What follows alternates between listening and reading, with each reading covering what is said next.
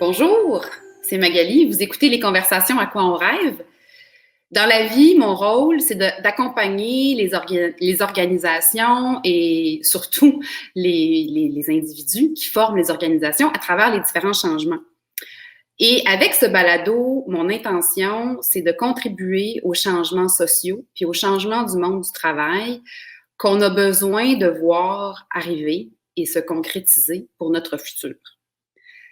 Et à travers ces conversations-là, j'espère vous donner envie d'en engager d'autres dans vos équipes, dans vos compagnies et pourquoi pas dans vos associations sociales de tout acabit. Parce que le futur qui est devant nous, c'est l'affaire de tout le monde. Et la direction, là où on regarde, ça nous envoie vers un futur. Donc, il faut parler et il faut rêver pour aller là où on veut aller. Cette semaine, je suis vraiment contente de recevoir Sophie Tarnowska de We Do Something. Allô! Allô! Contente d'être là. Merci d'être là. Donc, Sophie, je te présente en bref. Tu te décris comme une idéaliste stratégique et une créatrice de communauté. Je te vois, moi, personnellement, comme j'ai dit une marieuse ou une connecteur. Tu mets les gens ensemble, les gens qui ont besoin réciproquement. Dans ton passé, tu as travaillé dans différentes industries, en publicité, en pharmaceutique. Et en 2015, tu as fondé We Do Something Org, qui est l'OBNL, et s'en est suivi We Do Something Co, qui est la version plus corporative. On va parler des deux branches tout à l'heure. Puis concrètement, qu'est-ce que ça fait, ça? Ça met ensemble des causes, des fondations qui ont besoin de sous, qui ont besoin de support, et des individus ou des corporations pour que les deux travaillent ensemble. Tu as une vision bien à toi et bien colorée et à laquelle que je trouve extrêmement alléchante de la nouvelle philanthropie. On va en parler tout à l'heure avec ton rêve. Mais avant, j'aimerais te poser la fameuse question brise-glace que je pose à tout le monde. Et puis après, on va enchaîner sur ton rêve. Parle-moi ou montre-moi un objet précieux à ton cœur ou un objet symbolique que tu gardes depuis très longtemps. En fait, c'est le collier que je porte. Je ne sais pas si vous le voyez, ouais, mais c'est un collier que j'ai hérité de ma grand-mère et qui, en fait, comprend plusieurs bijoux d'à travers le monde. Et c'était une personne, ma grand-mère elle est décédée à 95 ans. Elle a vécu une superbe vie, mais c'était quelqu'un qui parlait 5 langues, qui avait grandi à Paris, qui a élevé ma mère à Rome, qui a beaucoup, beaucoup voyagé et qui m'a vraiment montré une nouvelle façon de voir les choses. Qui chaque fois que ce soit d'un point de vue artistique, on voyait un mur, puis elle me disait, mais est-ce que tu vois les formes dans le mur? Est-ce que tu vois qu'il y a un petit bonhomme? Mais qui était aussi quelqu'un de très qui était intéressé aux autres et aux histoires des autres. Et je me souviens que quand j'étais petite, elle avait 80 ans, puis elle faisait du bénévolat dans une résidence d'aînés. Et elle parlait des aînés comme s'ils étaient beaucoup plus âgés qu'elle. Tu sais, j'aide les plus âgés en ce moment, puis je suis en train de les nourrir à midi. Puis je la trouvais vraiment, je pense que sans le savoir, elle m'a beaucoup influencée dans ma vision des choses. Ouais. Ce que j'ai compris en jasant un petit peu avec toi, c'est que il y a eu un moment donné dans ta carrière où tu as vraiment eu très fort en toi une quête de sens, une quête de contribution. Puis c'est à ce moment-là que tu as fondé We Do Something. Donc, ceci, c'est il y a 5 ans, n'est-ce pas? Oui, donc en fait, moi aussi, j'ai beaucoup voyagé. J'ai vécu aux îles Caïmans, j'ai travaillé en télévision comme j'étais la réalisatrice des nouvelles, j'étais à la télé aussi comme journaliste. J'ai travaillé à Dublin, en Irlande, en pharmaceutique. Je suis revenue à Montréal avec ma petite fille et j'ai de nouveau travaillé en pharma. Et puis après aussi en pub, j'étais directrice sur des comptes de beauté internationale. Donc, j'ai beaucoup appris du côté corpo, mais je ne me sentais jamais vraiment à ma place. J'étais fière, je l'admets, d'avoir des titres intéressants, d'être directrice sur un compte prestigieux, mais je me suis rendu compte que tu sais, c'est un cliché pour une bonne raison. Tu sais, j'étais pas à ma place. Et en fait, je faisais toujours attention. J'avais aussi été à Damas, en Syrie, en 2010. Mon père était correspondant à l'étranger, donc en fait, en grandissant, je passais mes vacances dans des endroits que les autres évitaient. Comme je dis dans mon TED, c'est vraiment Beyrouth en 95 was not a cool place. Tu sais, c'est vraiment, est-ce qu'on aime l'électricité? Si t'aimes ça, ne va pas à Beyrouth en 95. C'était une ville en ruine.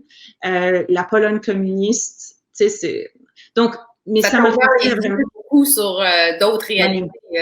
Oui, tout à fait. Mais ça m'a frustrée parce que je savais pas comment être utile et en même temps rendre mes parents fiers puis faire de l'argent. How do you do it? Puis c'est une question qu'on se pose toujours. Donc, en fait, en 2015, avec la noyade de Aylan Kurdi, le petit garçon turc le petit garçon syrien qui est noyé, ben, j'en avais juste assez. Je pense que la colère dans les femmes, on ne l'accueille pas souvent, mais on l'accueille lorsqu'elle se transforme en une œuvre utile. Donc, j'ai pris ma colère envers la crise des réfugiés et j'ai transformé ça en, comment est-ce qu'on... En fait, l'idée, c'était comment est-ce que je prends un besoin que je vois dans ma communauté. Les gens sont frustrés, ça leur fait de la peine de voir tout ça. Et moi, je suis immigrante, il y a beaucoup d'immigrants autour de nous. Et tous ces gens veulent faire du bien. Mais les choix qu'on a sont tellement limités. Ou tu presses un bouton sur un site web et tu donnes ce qu'on a fait, ou tu participes à un enjeu sportif, very nice, ou tu assistes à un souper bénéfice. Mais dans tous les cas, tu n'as aucun contact avec la communauté que tu vas soutenir. Et il n'y a pas d'échange de connaissances ou de sens. Il y a moins de sens, en fait. C'est pas des mauvaises choses, c'est juste qu'il n'y a pas vraiment, ça ne nourrit pas ta vie, ça ne change pas ta perspective. Donc, j'ai commencé à penser, est-ce qu'il y a des moyens, et aussi mes amis n'avaient pas plein d'argent, c'est des artistes. So, est-ce qu'on peut voir la philanthropie différemment? Pensons à une autre façon. Donc, j'ai pris des activités que les gens aimaient déjà faire, des soupers, les gens aiment sortir souper, ils aiment prendre des cocktails, ils aiment faire des gâteaux à Noël, et j'ai créé ces événements et j'ai vendu des billets toujours à 3 prix. Personne ne sait ce que tu payes, mais c'est inclusif même de notre côté. Je veux que tout le monde puisse y accéder. Et je prends ton petit budget pour ton souper et je suis en train de le revirer vers un OBNL qui sait quoi faire. Donc, l'idée, en fait, de We Do Something, l'OBNL, c'est vraiment de prendre toutes ces mauvaises nouvelles qui sont constantes et de les transformer en un outil de création de communauté, de créer des soirées entre la communauté qui veut faire du bien et la communauté qui a besoin d'être écoutée et soutenue. Et quand tu les mets ensemble, tout le monde se sent, j'adore ce mot en anglais, empowered. Ouais. Puis il n'y a pas de culpabilité. Ouais, c'est l'événement en soi contribue à faire du bien aux humains qui sont là, au-delà de la levée de fonds. Ouais. Sans utiliser de culpabilité, ce qui est un outil trop utilisé en philanthropie. Je n'en veux plus. On en a assez dans nos vies. Ça nous tue. Goodbye, guilt. Mais j'ai bien aimé aussi quand je lisais sur ton site Internet et tout ça, l'idée de trouver une façon de répondre au sentiment d'impuissance. Parce que c'est vrai qu'on se sent souvent impuissant. Oui. 5 secondes pour dire bonjour, j'ai comme oublié. Là, on est parti direct dans le sujet. J'ai dit bonjour à ceux qui sont avec nous sur Facebook en live. Bonjour Lorena, qui est très souvent avec nous, qui dit que la colère peut être l'étincelle nécessaire pour allumer son feu intérieur. C'est vrai, je suis d'accord avec ça. On n'est pas là pour parler de l'acceptation de la colère, mais by the way, tu as raison, Lorena. Puis tant mieux si ta colère a donné naissance à ton projet. Alors là, on va aller dans le cœur de ton rêve, Sophie. Toi, avec ton entreprise puis ton OBNL, ce que tu veux, là, je le résume dans mes mots, c'est de créer des alliances innovantes entre le monde corporatif puis le secteur communautaire, donc ceux qui en ont besoin. Et tu veux qu'on transforme la relation entre ces deux parties-là, puis trouver des façons de faire des alliances comme stratégiques à long terme. Alors, je veux pas trop l'expliquer, j'aimerais que tu nous l'expliques en quoi, parce que tu sais, on pourrait dire, ouais, mais ça se fait déjà. Oui, mais toi, tu le vois à un autre autrement. Oui. Je vais commencer par expliquer d'où m'est venue l'idée. En fait, c'est que lorsque je travaille sur l'OBNL, une entreprise qui fait des applications éducatives pour les enfants m'a approché en disant, on a de l'argent à donner. À qui est-ce qu'on devrait donner ces fonds? Et en plus, ce serait le fun qu'on ait une soirée d'équipe avec ça. Est-ce que tu as des idées? Et ce que j'ai fait, en fait, c'est que j'ai trouvé un OBNL qui utilise des applications éducatives pour enfants sur des iPads pour aller contrer le taux de décrochage scolaire à Hochelaga Maisonneuve. Okay. Donc, Je passe partout est un petit OBNL qui, en fait, il y a, premièrement, le taux de décrochage scolaire à Hochelaga est de 43%. Wow. Donc, en secondaire, 43% des enfants à Montréal, dans ce quartier-là, quittent l'école. Wow. That's crazy. Ouais. Donc, eux ils font du tutorat à la maison pour les enfants qui sont en danger de décrocher. Mm-hmm. Et ils utilisent des applications éducatives comme celles qui sont faites par cette autre entreprise qui s'appelle Budge Studios, en passant. Donc, c'est comme la mission qui est de Budge, c'est on éduque à travers la technologie. Ben moi, je t'ai trouvé l'OBNL qui éduque à travers la technologie et en plus a un impact social positif. Et de là m'est venue cette idée de, mais pourquoi est-ce que les entreprises ne cherchent pas toujours la cause qui raconte leur histoire? C'est une autre version, disons-le, de marketing. Ouais. C'est une façon de ne pas être accusé d'inauthenticité s'ils sont constants dans ce soutien. S'ils arrivent un jour, puis you know, Black Lives Matter, puis aujourd'hui, on est de votre soutien, mais il n'y a personne qui est noir dans notre compagnie. That's a tough one. Là, vous vous exposez. Mais si les compagnies cherchent à, en fait, se protéger, par exemple, des crises sociales qui se passent en ce moment, du Me Too, d'être accusé de greenwashing, de Black Lives Matter, eh bien, commettez-vous à des causes et des initiatives qui sont vraiment en lien à votre mission. Et ce que je vois aussi, c'est que du côté corporatif, il y a un grand besoin d'attraction et de rétention des employés. Il y a beaucoup de pression de la part des consommateurs en fait, d'être une bonne compagnie d'un point de vue sustainability, environnemental et social. Puis même, je te dirais que pour avoir fait la recherche là-dessus, les générations plus jeunes d'employés vont vraiment mettre très haut dans la liste de critères l'implication sociale, puis l'espèce de cohérence de marque dont tu parles. Tu sais, tu peux pas juste dire une chose, mais agir de l'autre côté différemment.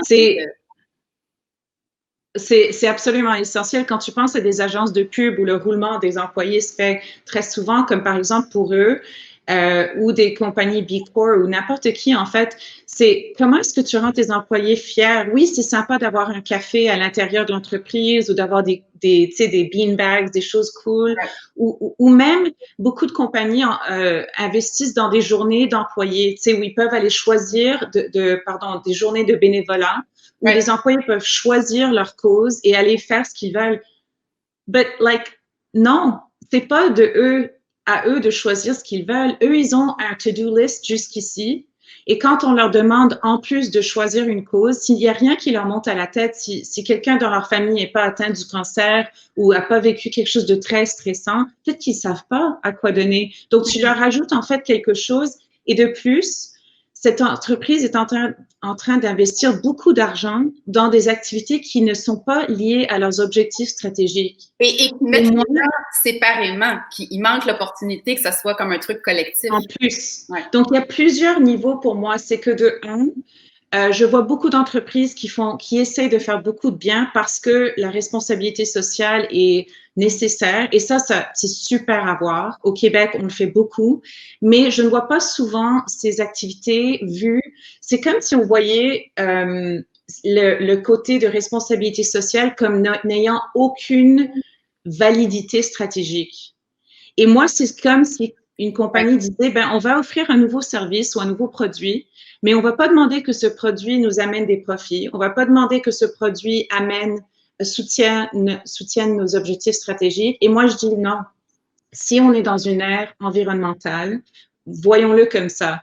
Tout ce qu'on fait, tout ce dont une entreprise, ce qu'elle essaie de faire devrait être efficace et soutenir ce qu'ils essaient de faire. Ils ont le droit de profiter du bien qu'ils font. Et c'est pour ça que je dis souvent, il est possible de faire du bien tout en faisant des affaires. Et juste, je donne un exemple. J'avais une compagnie qui travaille dans l'énergie alternative. C'est de l'énergie solaire ou de l'énergie du vent. Je sais qu'il y a un mot, mais en tout cas, je ne le connais pas. Et quand je leur demandais, mais dans quoi est-ce que vous investissez d'un point de vue responsabilité sociale?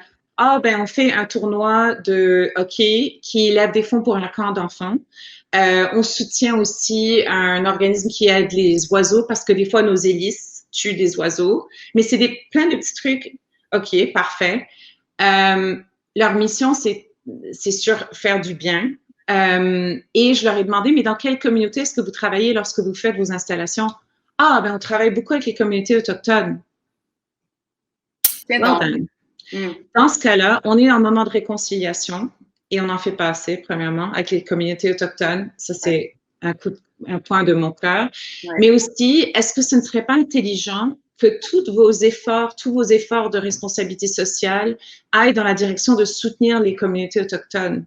Ça éduque vos employés pour qu'ils comprennent ces communautés. Et ça vous donne plus de crédibilité lorsque vous allez vers ces communautés.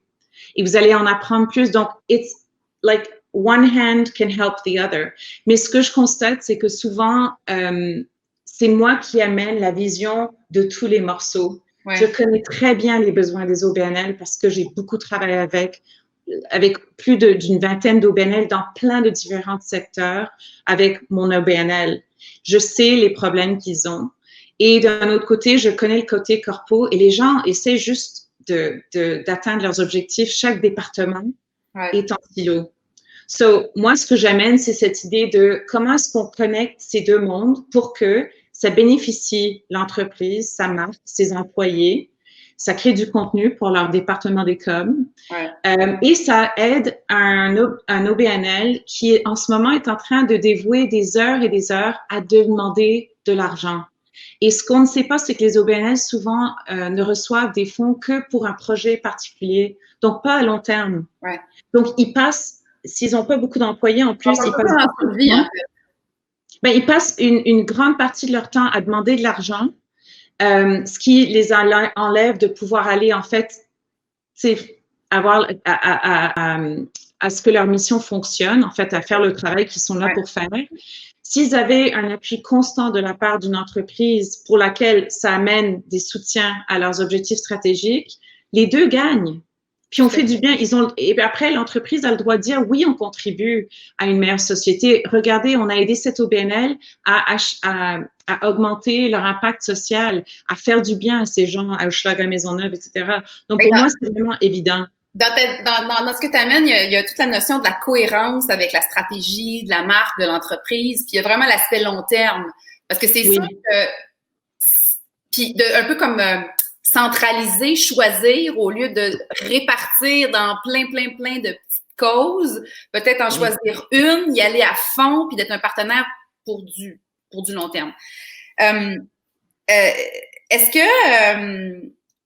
Est-ce qu'au Québec… Est-ce que je peux rajouter quelque chose? C'est sûr que tu peux. Parce que c'est pas juste ça. En fait, il y a beaucoup de compagnies qui ont choisi un partenaire, mais ils pourraient peut-être mieux intégrer ce partenariat pour que ça ait du sens et que ça crée du sens pour leur culture interne. Merci, tu as raison. Il y a un gros lien avec la culture organisationnelle dans ton C'est ça. C'est comme si tu prenais par exemple l'exemple de, je sais pas, Airbnb. Ils ont beaucoup de mauvaise presse. Mais si tu prends leur mission clé, c'est l'hébergement. Ouais. En ce moment, ils ont grandi de, je sais pas, 150 personnes à 400 personnes. Donc, en plus, à l'interne, ça grouille. Ça, c'était l'année dernière. Mais imagine que ils se dévouent à tout ce qui est hébergement. Donc, d'un côté, c'est que la première année, ils soutiennent un organisme qui aide les itinérants dans la rue. La deuxième année, ils aident un organisme qui aide les gens qui ont quitté la rue, mais qui essaient de s'intégrer à la société. La troisième année, ils aident à soutenir des logements pour ceux qui sont à faible revenu. Ouais. Et chaque fois on choisit un de ces OBNL, on apprend vraiment ce dont ils ont besoin et on intègre ces besoins à notre calendrier corporatif. Ouais. Donc, ta journée de team building, elle va avoir un sens parce qu'on est en train de créer quelque chose, que ce soit de l'argent ou une action ou un soutien autre. Moi, ce que je fais aussi, c'est du design d'expérience. Mm-hmm. Parce que c'est d'aider à intégrer l'OBNL et ses besoins dans votre calendrier de manière à ce que ça soutienne vos objectifs et vos employés. Au lieu de, parce que souvent, ce que je vois, c'est que les entreprises font du bénévolat corporatif, mais ils choisissent en fonction du nombre d'employés qu'ils ont à soutenir pour cette journée. Donc, si tu as 1000 personnes, tu n'as pas beaucoup d'OBNL auxquels tu peux te tourner. Tout le monde finit par aller au même. Parce que Moisson Montréal reçoit beaucoup de bénévoles et c'est un organisme que j'aime et qu'on a soutenu dans le passé, mais ils reçoivent tout le monde parce que eux peuvent accueillir des centaines de personnes. Mais on oublie les petits et moyens et ce qui manque, c'est quelqu'un like me et plein d'autres peut-être qui savent en fait dire non, on va vous créer une expérience qui fait du sens pour l'organisme pour qu'il ne dépense pas plein de temps et qui fait du sens pour votre culture intérieure and it's going to be useful. Ouais.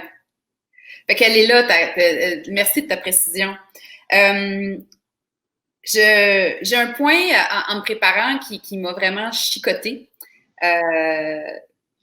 J'en étais consciente, mais en écoutant le TED Talk que tu nous avais proposé, là, comment il s'appelle? On pourrait le mettre à l'écran. Dan Pallotta. C'est Dan Pallotta.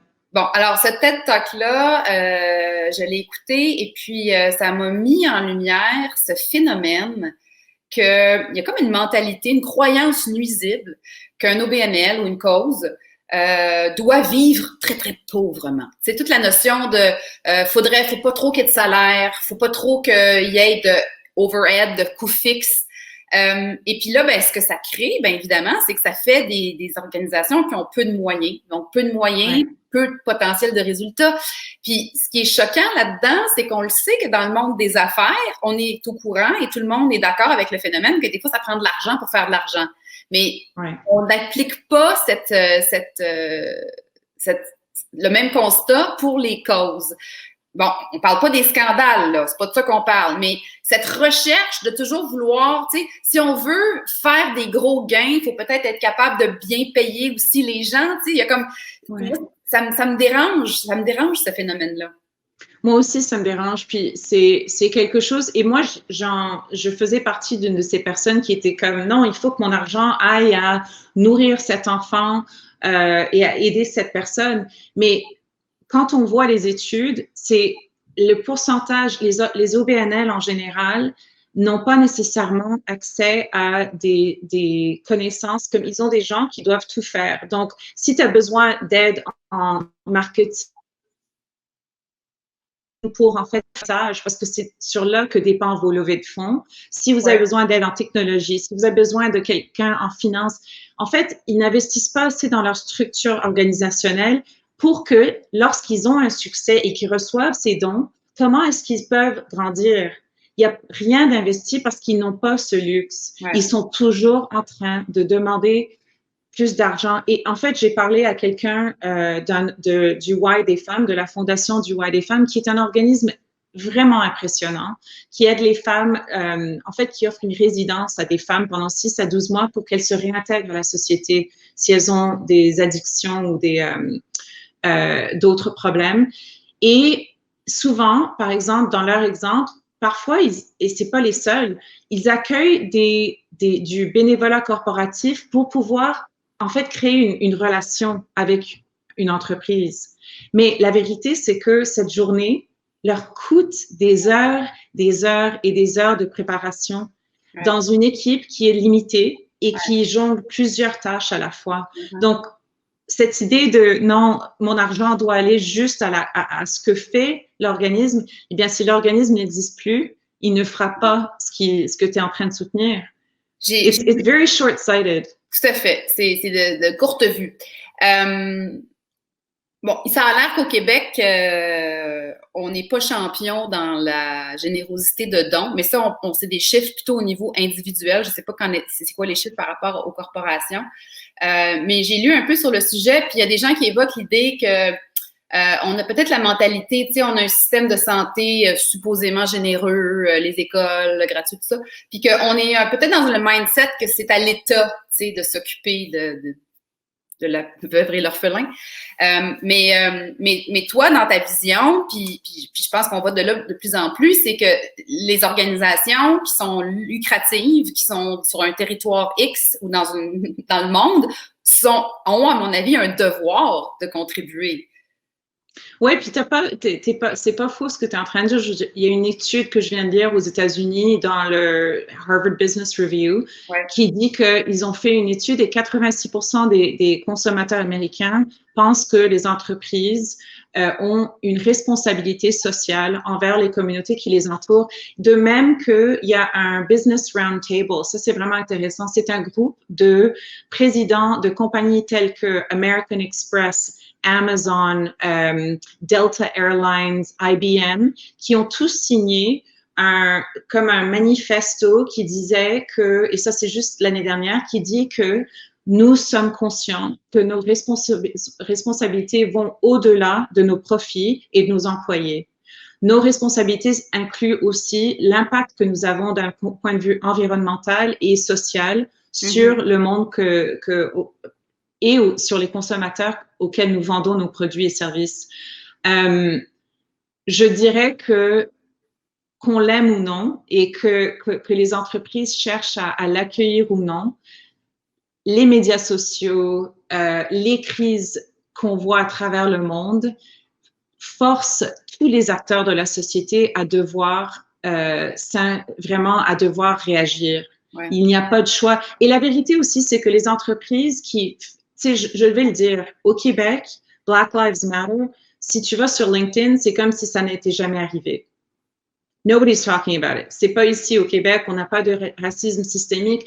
OK, ben peut-être que pas dans ton entreprise, mais la vérité, c'est que tes employés sont au courant de ce qui se passe. Et ce qui affecte tes employés va affecter leur productivité. Donc, ou on peut le nier, puis se dire, on n'a pas de problème de diversité et inclusion chez nous, ou on peut l'utiliser comme un outil d'une conversation courageuse au sein de l'entreprise. Et en fait, et même dire, on ne sait pas quoi faire, et dire, guys, même nous les leaders, on ne sait pas quoi faire, mais on vous écoute et on vous promet qu'on va vous écouter et qu'on va peut-être mettre certaines des idées en place. Être incertain, ce n'est pas une faiblesse. Être incertain, c'est un point de vue leadership, c'est du leadership courageux. De dire, on va devoir évoluer. Mais tu sais, d'abord, Sophie, toute l'intention derrière Conversation à quoi on rêve, c'est dans le but, effectivement, de les provoquer, ces conversations-là. Tu sais, le monde du travail change, la société change.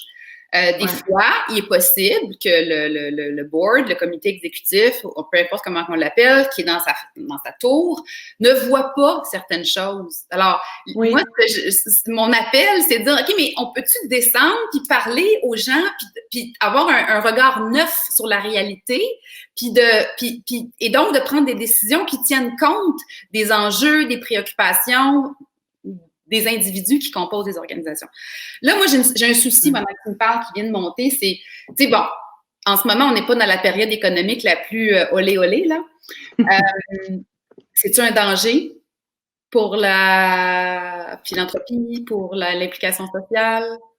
Ben, apparemment, quand je regarde des études, il y a une baisse dans les intérêts des causes. Donc, c'est pas nécessairement qu'il y a une grosse baisse, nécessairement, c'est que avant, par exemple, les compagnies étaient peut-être plus prônées sur l'environnement, sur le climat, tandis que maintenant, elles se disent right now, tu sais, c'est vraiment, on se pose la question de comment garder nos employés en bonne santé mentale ou comment est-ce qu'on garde nos produits et services pertinents dans ce marché-ci. Donc, je dirais un peu oui et un non, mais on voit ça en évolution.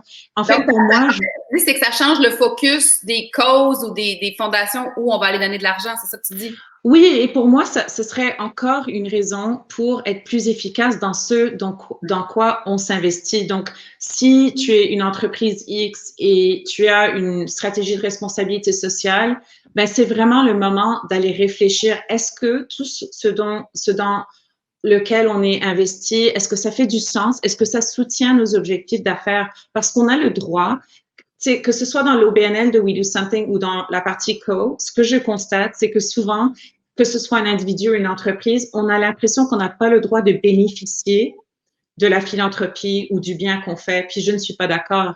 Je pense que anonyme, faudrait pas trop le dire. C'est ça que tu parles. Ouais. Oui, puis même pas. Oui, absolument, c'est de ça que je parle. Puis aussi que, tu sais, je pense que les entreprises qui font du bien devraient en parler parce qu'elles deviennent en fait des leaders pour les autres. Et je pense aussi qu'elles ont le droit de se divestir de des projets qui ne sont pas en lien avec qui elles sont, qui ne sont pas en lien avec leurs valeurs, qui ne sont pas en lien avec le sens qu'elles essaient de créer pour leurs employés. Parce que là, on demande beaucoup des entreprises. Donc, oui, si vous voulez, tu sais, vraiment un peu comme rassembler vos causes et peut-être en faire moins, mais vraiment le faire de manière consistante et donc, à longueur d'année. Encore plus stratégique comme choix, puis intégrer tous les volets dont on parlait tantôt, là. Oui, puis souvent, je vois que ces décisions ne sont pas prises au niveau de l'exécutif, c'est pris au niveau des ressources humaines ou de la qui fait la culture. Des équipes. Il faut une main qui parle à l'autre, il faut une vision qui est intégrée et qui prend en fait en compte aussi le côté opérationnel de l'entreprise. Il y a des beaux exemples, genre il y a une compagnie Charles Schwab aux États-Unis, en fait ils sont ici aussi, mais ils font de l'investissement. Et la façon dont eux utilisent leurs services et produits, c'est qu'ils prennent ce qu'ils savent déjà faire, du consulting, et ils donnent 2 jours par année à une série d'OBNL qui sont choisis d'avance. Ils font leur prep work avant, donc leur recherche, pour être sûr qu'ils vont pouvoir vraiment aider ces gens.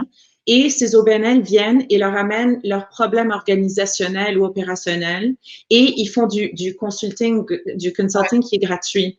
Donc, on peut aussi, il y a différentes façons de donner. Ça n'a pas besoin d'être de l'argent. Mais pour ces employés qui ont participé à ça, ils ont appris beaucoup sur les communautés que desservent ces OBNL. Et du point de vue de l'OBNL, c'est, OK, ils ont ouvert une autre façon de penser. Donc, ça sert à tout le monde. Donc, même si ces entreprises doivent... que des fois, surtout d'un point de vue individuel ou même des fois organisationnel, oui, donner de l'argent, mais il y a d'autres façons de donner. Oui. Moi, personnellement, ça m'est arrivé, moi, de siéger sur un CA d'un OBNL, puis au bout de quelques rencontres, je trouvais tellement que je servais à rien, tu sais, parce qu'on regardait des états financiers, puis bon, il y avait 2 ou 3 personnes de finance déjà, puis j'avais tellement l'impression que j'avais aucune valeur ajoutée. Et est venu le moment où l'organisation était en mode planif stratégique, nouvelle vision, puis là, je fais oh, là. Fait que je me suis auto-éjectée du CA, puis j'ai décidé d'aller effectivement donner là où j'avais une vraie valeur ajoutée. Pour vrai. Oui, je pense, si je peux dire, c'est important parce que... excuse-moi. Non, mais c'est parce qu'en fait, je trouve qu'il y a beaucoup de prestige puis de gens qui siègent sur des CA. Puis je dis pas qu'il faut tout arrêter de siéger sur des CA. C'est juste qu'il y a autrement. Puis très souvent, c'est de se mettre les mains dedans. Puis c'est là où on peut donner un vrai coup de main. En tout cas, ça, c'est mon expérience personnelle par rapport à ça. Je suis très d'accord. Et je pense aussi que même du côté parfois des OBNL, ils ont une façon très stricte et rigide de penser. Tu sais, j'aide parfois les OBNL à mieux penser la façon dont ils font leur levée de fonds, la façon dont ils communiquent, parce que eux aussi ont des règlements non dits. Ah, il faut qu'on fasse toujours un cocktail dînatoire parce que tout le monde aime ça. Non. Actually, ce que vous êtes en train de faire, c'est que vous dévaluez votre marque. Vous avez une marque. You stand for something.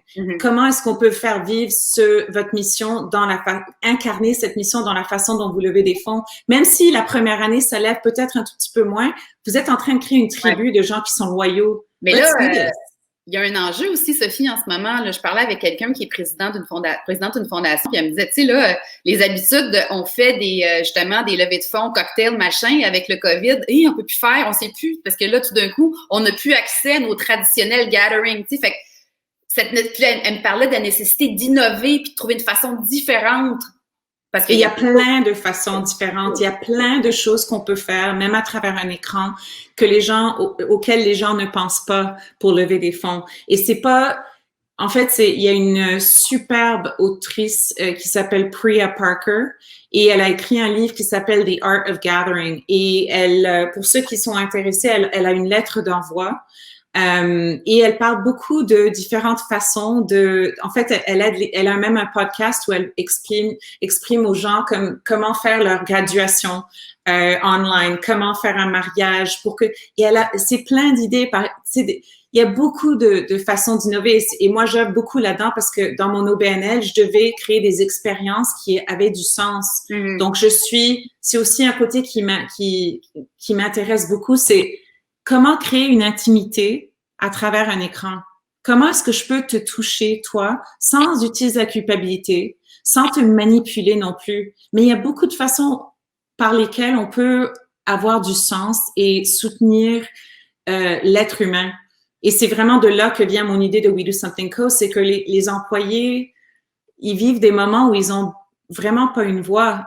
Ils attendent à la maison, ils jonglent plein de responsabilités. Les entreprises sont sous beaucoup de pression en ce moment d'aller chercher des façons de les nourrir d'un point de vue émotif aussi. Ouais. Les OBNL, tout le monde. Puis tu dis émotif, puis dans le sens de la perte de contact qu'on vit en ce moment, tu sais.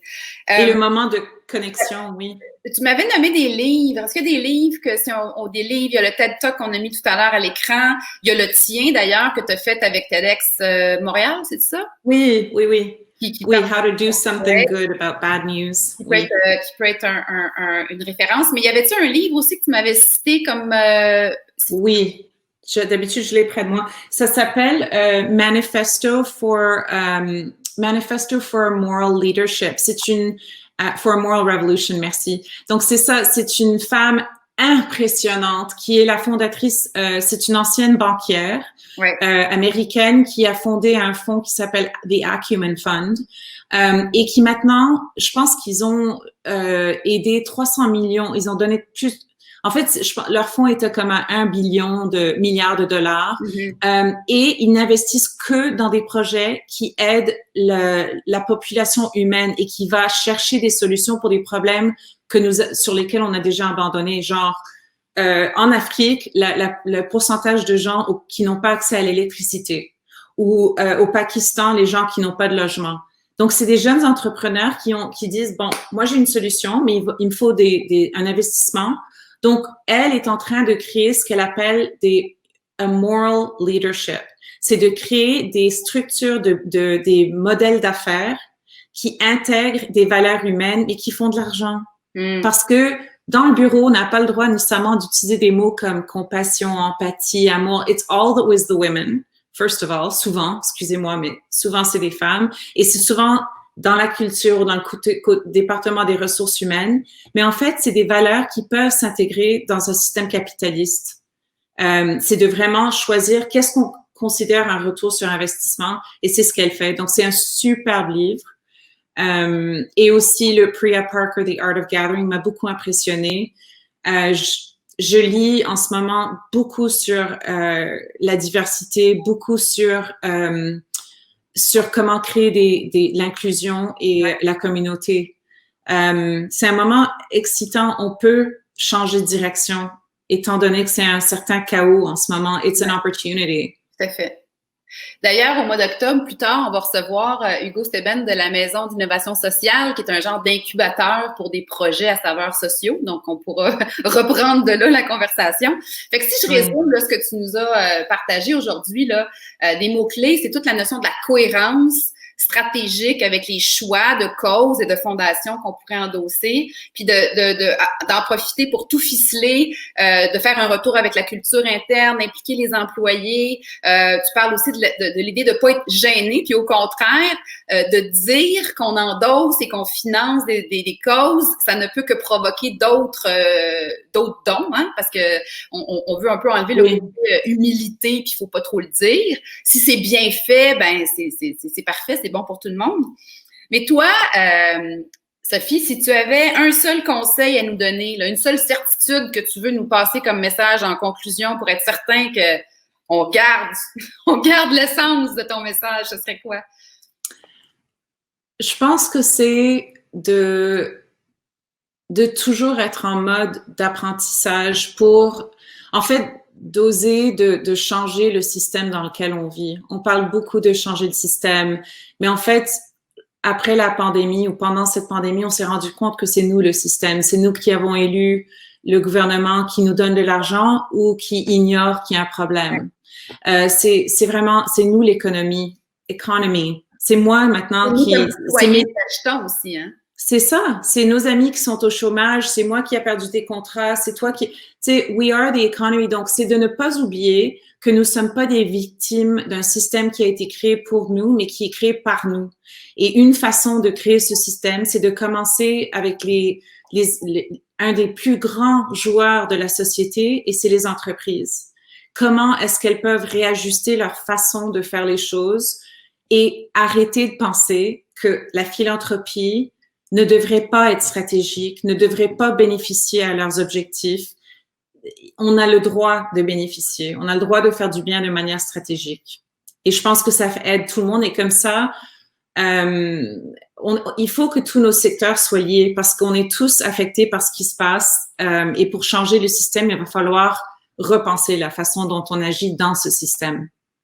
Et donc, on a tous un rôle à jouer. On peut influencer en tant qu'employé, en tant que citoyen, en tant que consommateur. Oui, tout à fait. Alors, définitivement, cette conversation-là, ainsi que plusieurs autres, nous démontrent que c'est vraiment c'est au nous que le changement se passe, c'est par la co-création. Puis que c'est comme ça qu'on va être capable de changer notre futur collectif. Alors, je vous invite à aller commencer ces conversations-là avec les gens autour de vous. Puis, si vous voulez écouter les balados passés, vous allez toutes les trouver sur balado.magalieco.com. Et on se retrouve la semaine prochaine, même heure, même canal. Ah oui, puis n'oubliez pas, si vous voulez, vous pouvez aussi écouter ces balados-là en podcast sur Spotify, iTunes ou Google. Merci encore, Sophie, de ta présence. Merci à ceux qui ont été là en live et ceux qui nous écouteront en différé. Bonne semaine à tout le monde. Merci. Merci.